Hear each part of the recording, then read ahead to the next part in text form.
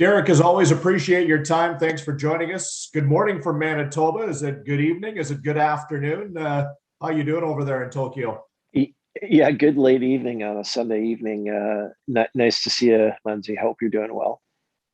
Well, 4 days of competition have come to an end at the Olympic Games. Obviously, everybody was rooting for the likes of Mackenzie Hughes and Corey Connors. Unfortunately, neither medal, but to be the head coach for Canada over there, and as always, have the best seat in the house for these guys. What was the experience like for you?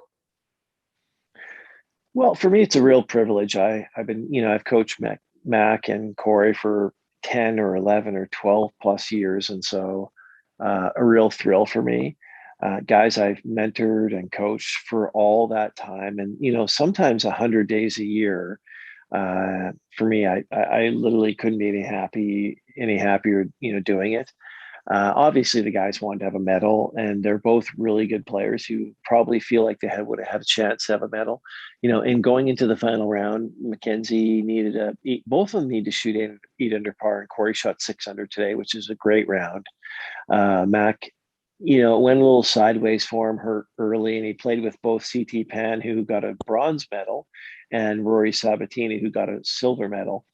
And I think, sometimes when you're struggling just a teeny bit and the guys are playing great, it can be a teeny bit of a distraction. But I know he's thrilled for the guys, and it didn't go as planned, but still a great tournament. And for me, a real thrill to be, like I said, be here with guys that I love and I spend a ton of time with.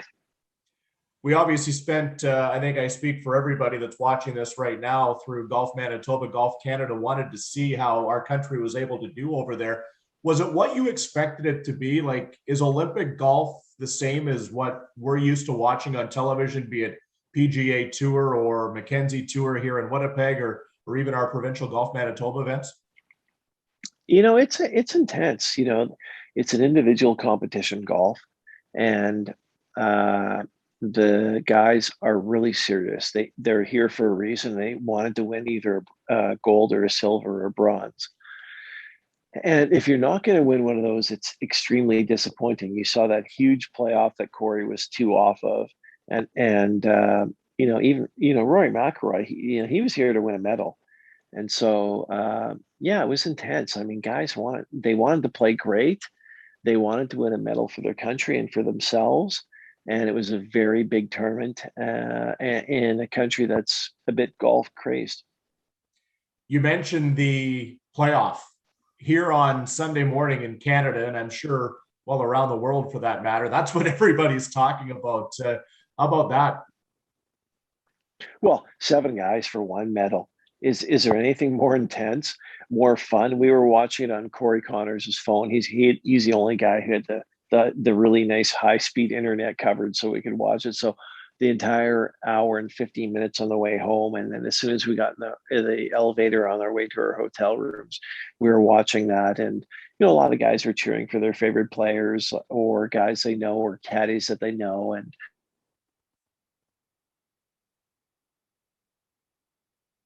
hey, I wonder why they're not giving a medal to everybody who finishes in third. So 5 or 6 or 7 bronze medals, but it's not like judo. You had to earn it, and I think that was great TV, really great TV. Derek, what was the experience like? Again, we all watch the Olympics on television, but to be inside, just give us a bit of a feel as to what you've been able to live through before you fly back home here early this week. Well, number one, it's for me. It's like I said earlier. It's a real privilege to coach players that I've known for a long time and help to coach or mentor for many years. COVID in Japan, it's a lot different than it is in Canada right now or the United States. I think the vaccination rate is around 13% in Japan. So they're a little bit late to the game, and that we did in the rest of North America. So it's mask everywhere, in the hotel, in the cars or the buses on the way to the golf course, in the clubhouse, and even as a spectator watching golf. But on the flip side, we're thankful to have the games and to make sure we got it done. And the players, I think they really are in tune with what's going on in the world in different countries, and they really appreciate that. And I know our guys from Canada and other guys from different countries are really appreciative just to get it done and have that opportunity to represent their country in a country, like I said, that's golf crazed and maybe struggling a little bit with COVID. And like I said, they're pretty thankful.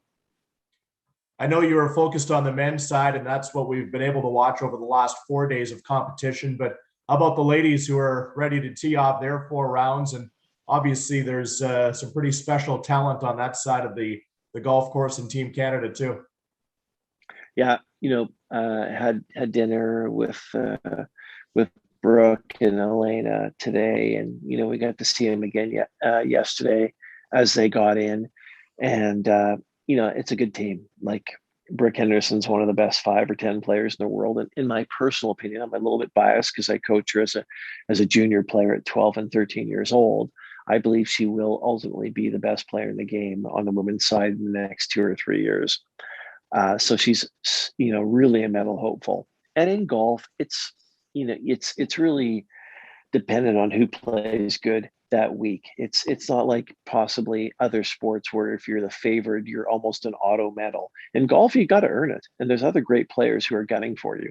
And you can have a bad week, and the 60th best player in the world can have a great week and beat you. So but I will say this: it was great to pass along a little intel to our athletes on the golf course and what they're going to need to play their best and to have a chance to medal. And I'll spend some more time with them tomorrow. But it was also a lot of fun for me to see Brooke, for the first time in a really, really long time.